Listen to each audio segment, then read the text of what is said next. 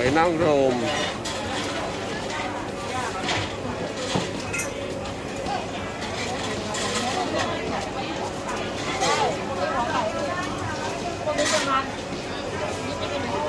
จะไว้ขากลับ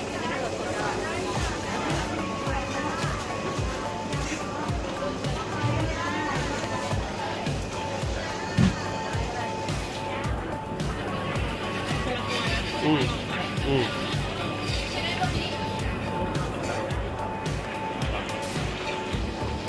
สิ อันนี้คือหอยอะไรนะ หอยของที่นี่ หอยของที่ชลบุรีเนี่ยเหรอ อันนี้ก็หอยสุราษฎร์ อันนี้หอยสุราษฎร์สุดยอด อันนี้ตัวเท่าไหร่นะ อันนี้ตัวละ40อันนี้ตัว50สุราษฎร์50 55หรือ50นะพี่ อันนี้มียอดราดน้ำจิ้มว่าเบล จะกินอันไหนน้องกินอันไหนเดี๋ยวต้องคนละ2ตัวอยู่แล้วพี่จัดไป เดี๋ยวเราช้อนก่อนเดี๋ยวให้เรานี่ขายของก่อนก็ได้พี่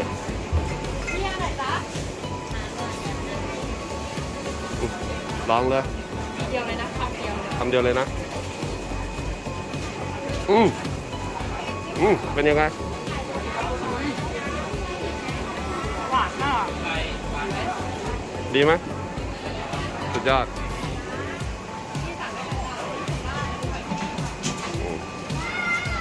ไม่พอค่ะน้ำจิ้มว่าอร่อย ลองเทสดู อันนี้เป็นหอยของชลบุรีในพัทยา เป็นหอย พัทยาตลาดโพนาเกลือ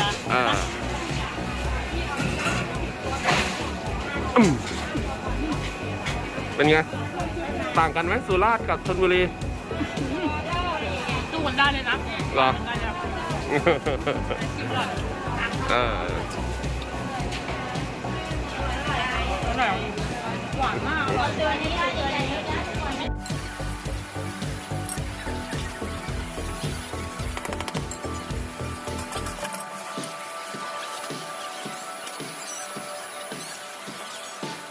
เต็มคำจัดไป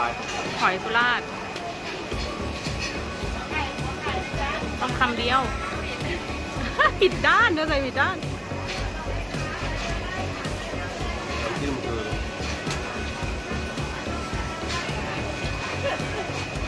ตวงเลย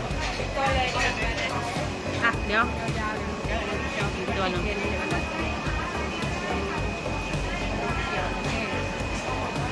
อันนี้ของที่นี่ ใช่ของตลาดโพนาเกลือ อันนี้ทางของเลยต้อง